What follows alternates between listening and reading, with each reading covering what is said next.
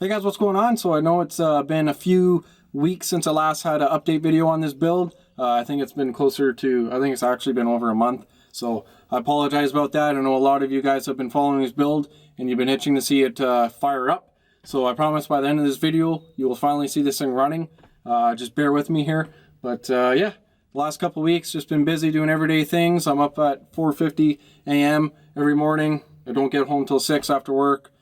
Just been trying to juggle pleasing people and blah blah blah. So just yeah, just an everyday person like most of you guys. So just yeah, just trying to keep picking away at this thing. So if you can tell behind me, I'm actually finally outside. I'm not in the garage anymore. The car does run underneath its own power. It does move, and yeah, just kind of working out all the small little things right now. I haven't really tuned the car at all. When I first fired it up, the car didn't want to idle. So the only thing I've done was I added 2 points of fuel in where it idles, and the thing, honestly, it's never idled so smooth since I've built the car. So that's definitely a big bonus there. Still need to tune the whole car with the new fender exits. Inside the garage, it didn't seem that loud, but now being outside, it's a lot louder than I thought. And I have neighbors all the way around me, and they're all old and grumpy, so it doesn't take that much to start pissing them off. So I think I'll have to load up the car and go tune somewhere on a back road, or maybe take it to Ronnie's and bug his neighbors instead. So, but yeah, as for the car, I think most of you have already seen this in the last video, but I'll just refresh your brains there quickly. But yeah, so there's the monitor there for the Terminator X, which is what I am running this year. You probably can't see that the best through the camera, but I can see everything perfectly fine. Fuel pressure now, I can see it, which is pretty awesome.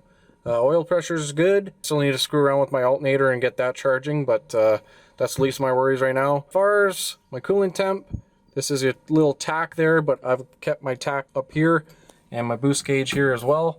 So should be good there, and then just tells you your fan number 1 if it's on or off. But yeah, I think you've already seen this in the last update video here, but my trans fan, which is right underneath my feet, it turns on, good to go.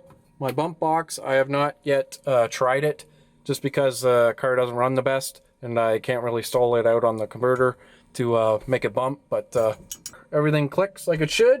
Actually just plumbed in the air to water today, so I got all the hoses ran. You can hear that. There's not much water in it, so you can kind of hear the air in it. Yeah, that's all plumbed in. The hoses are a lot bigger than I would have wanted, but it is what it is. The amount of weight I put in this car with this air to water, I'll have to definitely turn it up this year. Just with the cooler alone, all the extra piping, I can't imagine how much weight and water there's going to be in this system. So it is what it is. I just have to turn it up a little bit more, but that's the plan of this year. If I finally get it out and running and nothing breaks, is just keep turning it up. So hey guys, so it's actually a couple days past now. I actually got this car ready to go, and I took it to Picton this past weekend, Picton Arm Drop. So it's just abandoned airfield where you do quarter-mile racing. So as for the day, honestly, it couldn't go any better. We had a few hiccups here and there, but we worked through it and got everything resolved. And I honestly, I never expected to be this far along with this car on the first day. So Saturday was the first day we had this car out. I took it to Ronnie's Friday night just to make sure that it actually ran, really. Still ran like crap, but I just wanted to make sure I wasn't wasting my time driving 3 hours to find out that something was wrong. So anyways, I'll talk more about the vent later on in this video. I'll show you a couple of my passes, but I think I'm just going to give you a quick walk around of the car now, show you the trunk area, the engine bay, and then yeah, so show you everything. But as you can tell behind me, or beside me here, the passenger seat, my new passenger, I got the blanket on it, so it covers up all that ugly insulation. Looks a lot cleaner in here. So yeah, that's one thing. Here's the trunk area. It's pretty much the same as last year, besides the parachute I threw in it just to get on the road. I didn't want to pack that thing up, so I just threw it in there and loaded up the car. But there's the ice box there. So I actually had to modify this box. It was a lot bigger because the guy that I bought it off of ran his intercooler and cooled his motor as well. So it was a lot bigger of a tank. So I had to modify it, just make it a little bit smaller. But that's where you put your ice and water in. So then all that cold water pumps up through that intercooler, colder air, more power, and yeah, so that's the trunk area. I'll show you the engine bay, guys. So there's my fender exits, dual out each side. There's a turbo through the grill, which looks freaking insane. I do have a dust cap or cover or whatever the hell you want to call it for the turbo for when I'm towing. That's what that black thing is, just to keep the dirt that the truck is springing up out of it. So I do have one of those in case you guys are wondering. But yeah, that's pretty much the engine bay, guys. All my tubing has gone purple because obviously I was beating on it pretty good on Saturday. So not sure what else to really show you. My alternator, cheesy bracket, it actually held on there. I spun this thing to 7400 once again and it stayed on there like a champ, so happy with that. Some other carnage here. My wastegate dumps, as I expected, they didn't last too long. As soon as they opened up, I just pretty much blew a hole right out the side of it. So it's pretty thin wall aluminum. I kind of expected it, especially with that little bend in it.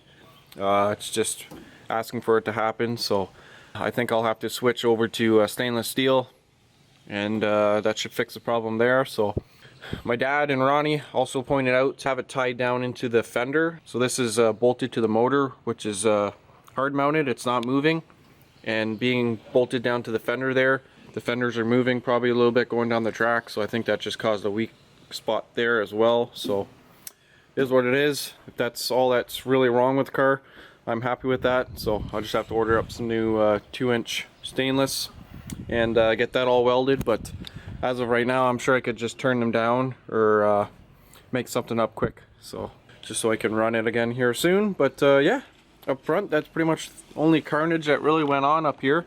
The car did have a miss.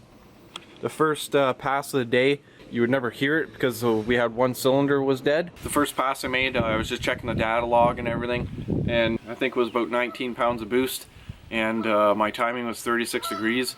That's a little bit too much timing, so we figured to pull all the plugs out just to check it out. And the one plug was still brand new. Has never fired. We spent most of the time just trying to troubleshoot it. It was a kind of intermittence, but turned out being my screw up. That one side, I had to extend the coil harness. And I took my time, I soldered it all, heat shrinked it, tried to do a good job, but there was one little bump in one of the wires, and it rubbed through into another one, and it caused a miss. So, or not even a miss, it just wasn't firing. So it took us an hour or whatever trying to chase that, but shout out to my Uncle Wayne, Dad, Ronnie, Uncle Jamie for helping me out, got that figured out, fixed, and went back out, and I think we did another 5 passes. So besides that, that's really all that's went wrong. Oh, and one more thing. After the last pass, I picked something up in my tire once again, and it was flat. So I'm pretty confident I can pull it off and just put a patch in it. It's just a tiny little hole in it, so I'll have to take that apart, get that fixed up, but at least it's repairable. So yeah, that's really it for the carnage for the weekend. As far as I know, I'll still have to check a couple things, but I've already checked the compression on the motor. Everything looks good. It is up a bit this year with those cylinder heads I put on it. It used to be around 135, and I'm right around 155 now, so it's definitely bumped up the compression in the motor, which is awesome. As for the tune, really, the car is making about 19.5 pounds of boost. I still have tons of room to turn this thing up, and yeah, really that's it. So I think I'm just going to skip to a couple of the videos from the day. Keep in mind, it's like driving down the highway, guys. It's just, there was a lot of tire spin and it was my first day out, so like I said, I can't be any happier. But hopefully you guys enjoy the runs here. Hopefully the quality is good. If not, we'll get some new videos out soon. So anyways, guys, as always, appreciate all of you. Sorry about not uploading for a few weeks.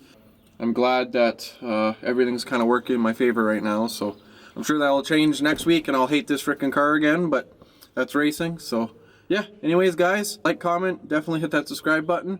Appreciate all of you guys for following me and all the support, and we'll talk to you guys later. See ya.